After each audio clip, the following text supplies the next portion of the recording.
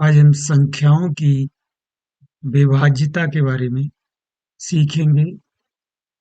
संख्याओं की विभाज्यता का अर्थ क्या मतलब है और कैसे हम जांच करते हैं कि कौन सी संख्या किन्हीं खास संख्याओं से विभाज्य है या नहीं। पहले हम देखते हैं विभाज्यता होती क्या। किसी संख्या के बारे में जब हम ये पता करते हैं कि ये संख्या किन किन संख्याओं से पूरी पूरी विभाजित हो जाती है, यानी किन किन संख्याओं का इसमें पूरा पूरा भाग चला जाता है, तो हम कहते हैं कि वो संख्या उन संख्याओं से पूरी पूरी विभाज्य है, यानी विभाज्य है। जैसे यहाँ पे 6 संख्या है, इसमें एक का पूरा भाग जा सकता है और 6 का जा सकता है। इन दो के अलावा और किसी संख्या का भाग जा सकता है या नहीं, हम यहाँ पर यही सीखेंगे। कैसे बिना भाग दिए हम पता करें कि किन्हीं खास संख्याओं का इसमें भाग पूरा पूरा चला जाएगा या नहीं। एक और 6 के अलावा हम इसमें देखें किसका भाग जा सकता है। तो हम 2 से अगर भाग दें तो 2 × 3 = 6, 3 बार चला जाएगा, पूरा पूरा भाग गया। 3 का देंगे वो भी चला जाएगा। तो हम ये कह सकते हैं ये संख्या 2 और 3 से विभाज्य है, यानी पूरा पूरा भाग चला जाता है। अब हम देखते हैं कि अभाज्य और भाज्य संख्याएं क्या होती हैं। अगर किसी संख्या में उस संख्या और एक के अलावा अन्य संख्याओं का भी पूरा पूरा भाग चला जाए तो उन्हें भाज्य संख्याएं कहते हैं, और न जाए तो अभाज्य संख्या कहते हैं। जैसे 6 में 1 का भाग जा सकता है, 6 का जा सकता है, इसके अलावा 2 और 3 का भी भाग जा सकता है। तो अगर 1 और 6 का जा सकता है, ये तो सभी में जा सकता है। एक और उस संख्या का तो सभी में भाग जा सकता है, लेकिन उसके 2 के अलावा, 1 और 6 के अलावा इन संख्याओं का भी भाग जा सकता है, तो ये भाज्य संख्या है। अब करते हैं 5 को, देखते हैं। इसमें 1 और 5 का तो भाग जा सकता है और किसी का नहीं जा सकता। अगर 2 का भाग देंगे, 2 दूनी 4, एक शेष बच जाएगा। 3 का देंगे, 3 × 1 = 3, 2 शेष बच जाएंगे घटाएंगे तो। जैसे ये 5 में 3 का भाग देंगे, 3 × 3 घटाएंगे तो 2 शेष बच जाएंगे। 2 का अगर भाग देते हैं 5 में, तो 2 दूनी 4, एक शेष बच जाता है, मतलब पूरी पूरी संख्या विभाजित नहीं होती है। 1 और 5 के अलावा किसी भी संख्या से यह संख्या पूरी पूरी विभाजित नहीं होती है, इसलिए ये अभाज्य संख्या है। तो यहाँ पर हमने दो बातें सीखी। अगर किसी संख्या में उस संख्या और एक से पूरा पूरा भाग चला जाए तो वो संख्या कैसी होती है। उस संख्या और एक से पूरा पूरा भाग चला जाए और किसी से ना जाए, तब ये अभाज्य संख्या है। अमान्य नहीं, भाज्य माने पूरा पूरा भाग जाने वाला। और अगर उस संख्या और एक के अलावा अन्य संख्याओं का भी पूरा पूरा भाग जा सके, तब उसे भाज्य संख्या कहते हैं। यहाँ पर 17 ऐसी ही संख्या है। 17 में 1 और 17 के अलावा किसी का भी भाग पूरा पूरा नहीं जा रहा है। 14 में देखें, 1 का तो सब में चला जाता है और उस संख्या का भी सभी में चला जाता है। इसके अलावा 2 का अगर भाग दें तो देखेंगे ये पूरा पूरा भाग चला जाता है। 2 × 7 = 14। 7 का भी पूरा पूरा भाग जाएगा, 7 दूनी 14, और ये पूरा पूरा विभाजित हो जाता है। तो हम कहते हैं कि ये जो है भाज्य संख्या है, और 6 भी भाज्य संख्या है। 5 और 17 ये जो है हमारी अभाज्य, मतलब इसमें ये अपने और एक के अलावा किसी से भी नहीं विभाजित होती है पूर्णतः, इसलिए ये अभाज्य संख्याएं हैं। हमने यहाँ पर देखा अभाज्य और भाज्य संख्याएं क्या होती हैं। इन्हें हम रूढ़ संख्याएं भी कहते हैं, अभाज्य संख्याओं को प्राइम नंबर्स संख्याएं। यहाँ पर हमने देखा कि अभाज्य संख्याएं यानी प्राइम नंबर्स ये हैं। भाज्य संख्याएं जो हैं फिर से दो प्रकार की होती हैं। एक वो संख्या जिसमें दो का पूरा पूरा भाग चला जाए, उन्हें अलग कर देते हैं, उन्हें सम संख्याएं कहते हैं, यानी इवन नंबर्स। और दूसरा है विषम संख्याएं, दो के अलावा दो का भाग पूरा पूरा नहीं जाएगा तब वो विषम हो जाएंगी। यहाँ पर हम देख सकते हैं 12 संख्या है। 12 में एक का तो पूरा भाग जाएगा, 12 का भी जाएगा। इसके अलावा दो से देखें, दो का भी पूरा भाग जाता है, हम चेक करेंगे। दो छक 12 पूरा चला गया। तीन का भी आता है, तीन चौक 12। और चार का भी आता है, चार तिया 12। छह का भी आता है, तो दो, तीन, चार और छह का इसमें पूरा पूरा भाग चला जाता है। हम ये देखते हैं ये संख्या भाज्य संख्या तो है, लेकिन भाज्य संख्या में भी ये सम संख्या है, क्योंकि हमने भाज्य संख्याओं के दो टुकड़े किए, पहला सम, दूसरा विषम। अगर दो से पूरी पूरी संख्या कट जाए तो ये सम संख्या है, और दो से न कटे तो विषम, लेकिन भाज्य अवश्य होगी। तो 12 भाज्य संख्या है, और उसके भी अंदर ये क्या है, सम संख्या है। 15 की बात करते हैं, 1 और 15 का तो इसमें पूरा पूरा भाग चला जाता है, लेकिन इसके आगे देखते हैं क्या ये संख्या अन्य संख्याओं से भी कट जाती है। दो से ये नहीं कटेगी, दो सत्ते 14 होता है, एक शेष बच जाएगा। मतलब अगर ये संख्या भाज्य है तो सम संख्या नहीं है, लेकिन देखेंगे तीन से कट जाता है, तीन पंजे 15, पांच से भी कट जाता है, पांच तिया 15। तो ये संख्या भाज्य संख्या तो है, लेकिन सम संख्या नहीं है, यानी विषम संख्या है।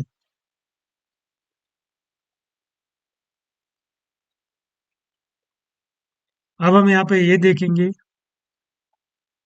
कि जो सम संख्या है बिना भाग दिए हम कैसे पता कर पाएंगे, कितनी भी बड़ी संख्या हो, कि सम संख्या है या फिर विषम है। इसमें इकाई का स्थान देख लेते हैं हम। अगर उसमें दो का पूरा भाग चला जाता है या वहां पे जीरो आ गया है तो वो संख्या सम होगी, ये तो हम पता कर सकते हैं। अगर वो संख्या कैसी है, भाज्य है। तो यहाँ पर देखें 107, ये संख्या सम नहीं है, सम संख्या नहीं है, भले ही ये संख्या भाज्य हो, क्योंकि इसमें इकाई का स्थान 7 आया है, और 7 में दो का पूरा पूरा भाग नहीं जा रहा है। तो अब हम ये भी देख लेते हैं ये संख्या भाज्य है अथवा नहीं। तो इसमें दो का नहीं जा रहा है भाग। तीन का देखेंगे, तीन तिया 9, एक बचा, 7 का उतार लिया 17, तीन पंजे 15, तीन का भी नहीं जाएगा। चार का नहीं जाएगा। हम ये देख सकते हैं इसमें, अगर हम 13 का भाग दें तब देखेंगे। 13 का भी भाग नहीं जा रहा है, तो हम ये कह सकते हैं कि ये संख्या अभाज्य संख्या होगी। क्योंकि इसमें 1 और 107 के अलावा और किसी का भाग नहीं जा रहा है। हम ऐसे बढ़ाते बढ़ाते 107 तक देखेंगे कि 107 से पहले तक 107 106 तक देखेंगे भाग दे करके। अगर किसी भी संख्या का भाग जाता है तो हम इसको भाज्य संख्या ही कहेंगे, लेकिन सम संख्या ये नहीं है। ये सम संख्या है क्योंकि इसमें इकाई के स्थान 4 है और उसमें 2 का पूरा पूरा भाग चला जाता है। सम संख्या अगर हो गई तब तो ये भाज्य संख्या हो ही गई। विषम संख्या के लिए हमें देखना पड़ता है कि भाज्य है भी या नहीं, कहीं ये अभाज्य संख्या तो नहीं है। तो ये संख्या भाज्य भी है और सम संख्या भी है।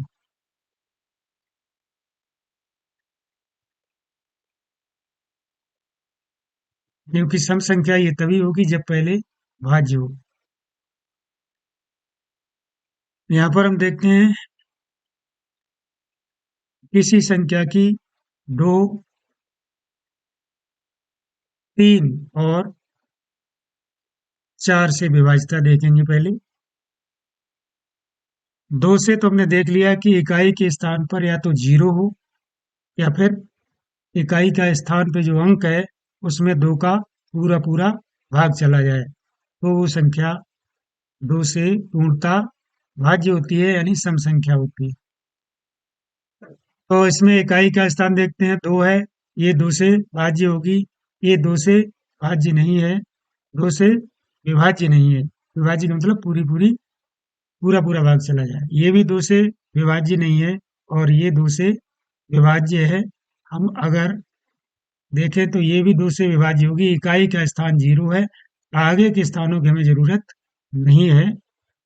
इकाई के स्थान को देख के ही हम पता कर सकते हैं कि संख्या 2 से विभाज्य है अथवा नहीं। संख्या चाहे कितनी भी बड़ी हो, देखिए ये संख्या हमने बड़ी से बड़ी लिख दी है, बहुत बड़ी संख्या लिखी।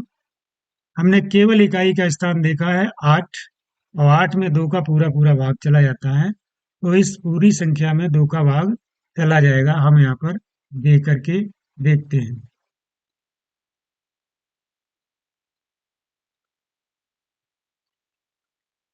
2 तिया 6, 1 बचा, 5 का उतारा लिया 15, 2 सत्ते 14, 1 बचा, 8 का उतारा लिया 18, 2 नेम 18, यहाँ एक भी नहीं बचा, 7 का उतारा लिया, इसको यहाँ लिख लेते हैं 7 को, जगह नहीं है तो 2 तिया 6, 1 बचा, 9 का उतारा लिया, 2 नेम 18, 1 बचा, 8 का उतारा लिया और फिर से 2 नेम 18, यानी पूरा पूरा भाग चला गया।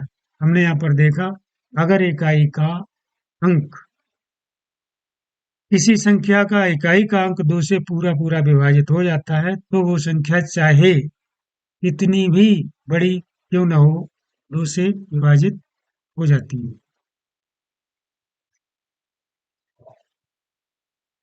हम देखेंगे अगर 0 आ जाए बाद में तब भी वो संख्या चाहे कितनी भी बड़ी क्यों न हो 2 से विभाजित हो जाती है। यहाँ देखिए इधर के अंकों में कोई भी अंक एक को छोड़कर 2 से विभाजित नहीं है, लेकिन सिर्फ 0 की वजह से ये 2 से विभाजित हो जाएगी। भाग दे के देखते हैं। 2 तिया 6, 1, 5 का उतारा 2 सत्ते 14, 1 बचा, 0 को उतारा 10, 2 पंजे 10, 7 का उतारा लिया यहाँ पे ले लेंगे, 2 तिया 6, 1 बचा, फिर 9 उतार लिया, 2 नेम 18, 1 बचा, 0 का उतारा, 2 पंजे 10, यानी पूरा पूरा भाग चला गया है। तो जो हमने 2 से विभाजितता के बारे में बात की है कि अगर किसी संख्या के इकाई के अंक में 2 का पूरा पूरा भाग चला जाए या फिर इकाई का अंक 0 हो तो वो संख्या 2 से पूरी पूरी विभाजित हो जाती है। यहाँ पर हम 3 से विभाजितता की जांच करेंगे। 2 से हमने देख लिया है। 3 से विभाजितता की जांच के लिए अंकों का योग अंकों को जोड़ लेते हैं जितने भी संख्या में है। अगर उस जोड़ में 3 का पूरा पूरा भाग चला जाए तब वो संख्या 3 से विभाजित हो जाती है, चाहे कितनी भी बड़ी क्यों ना हो। 6 और 8 14। 14 में 3 का भाग नहीं जाता, इसलिए ये संख्या 3 से पूरी पूरी विभाजित नहीं है। हम यहाँ पर टेस्ट करके देखते हैं।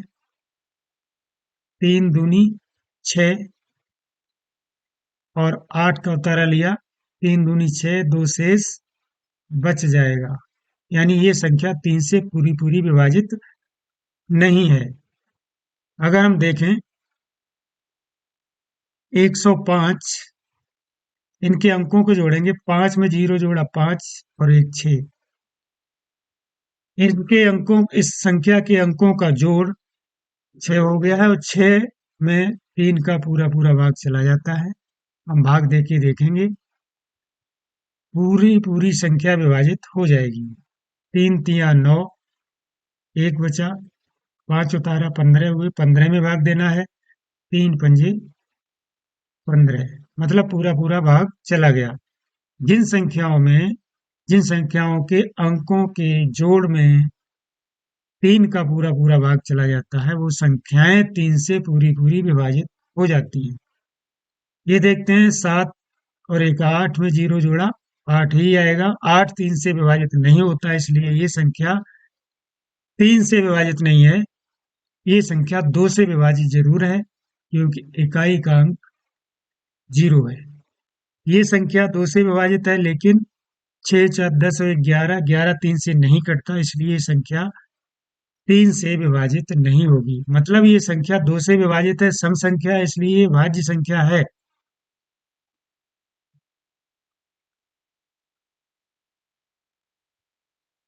यहाँ पर हम देख रहे हैं कि हमने अभी 2 और 3 से विभाजितता की जांच की।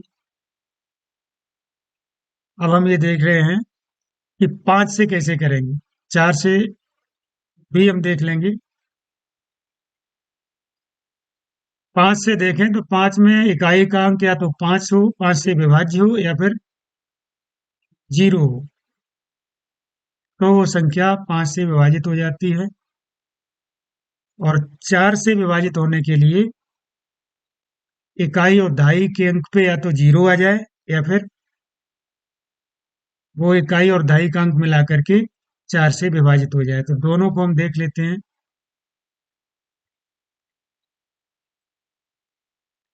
इसमें इकाई का अंक 0 है, 5 से विभाज्य हो गई। 5 के लिए नियम ये है कि या तो इकाई का अंक 0 से कट जाए, या फिर 5 से विभाज्य हो, या 5 हो। 5 से विभाज्य का मतलब या तो 0 हो या फिर 5 हो, दो ही बातें हो।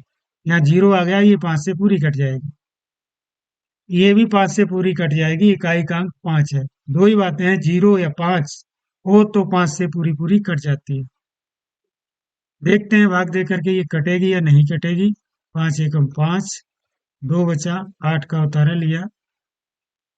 5 पंजे 25, 3, 0 का उतारा, 5 छक्का 30, कट गई। यानी हमारी बात सही है। 765 को देखते हैं। 5 का भाग दे करके, 5 एकम 5, 2 बचा 26, 5 पंजे 25, 1 बचा, फिर से 5 का उतारा, 5 दिया 15, पूरी पूरी विभाजित हो गई है। यानी अगर किसी संख्या में इकाई का अंक 0 है या 5 है, तो वो संख्या 5 से विभाजित हो जाती है। 2 के लिए, अगर इकाई का अंक 2 से विभाजित है या फिर 0 है, तो 2 से विभाजित हो जाती है। 3 के लिए हमने देखा, अंकों का जोड़ अगर 3 से विभाजित है पूरा पूरा, तो संख्या 3 से विभाजित हो जाती है। अभी तक हमने 2, 3, 5 से सीख लिया है। 4 की बात कर लेते हैं। अगर इकाई और दहाई के अंक 4 से पूरे पूरे कट जाएं, तो वो संख्या 4 से विभाजित हो जाएगी, या फिर डबल 0 आ जाए, इकाई और दहाई की जगह 0 0 आ जाए। तो यहाँ पर ये संख्या 4 से कट जाएगी, क्योंकि 24 में 4 का पूरा भाग चला जाता है। 52 में देखें, 13 चौक 52 होता है, यानी 4 का भाग चला जाएगा। डबल जीरो आ गया, इसमें भी चला जाएगा, और इसमें देखें तो इसमें नहीं जाएगा, इसलिए ये संख्या 4 से नहीं कटेगी। हम इन दोनों संख्याओं को विभाजित करके देखते हैं। ये तो कट जाएगा, 4 तिया 12, 4 एकम 4। इसे देख लेते हैं। 4 तिया 12, 3 बचा, 2 का उतारा लिया, 32, 4 का भाग 32 में देना है, 4 अट्ठे 32, यानी पूरा पूरा भाग चला गया। क्योंकि इकाई और दहाई के स्थान पर जो अंक आए हुए हैं, उनमें 4 का पूरा पूरा भाग चला गया है। अगर इसमें देखते हैं,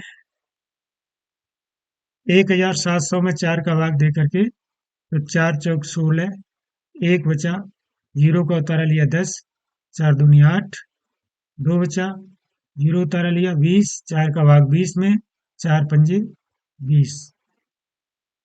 यानी हमने यहाँ पर देख लिया है कि इकाई दहाई का स्थान मिलाकर की संख्या का अगर 4 से विभाजित हो जाता है, तो वो संख्या 4 से विभाज्य होती है।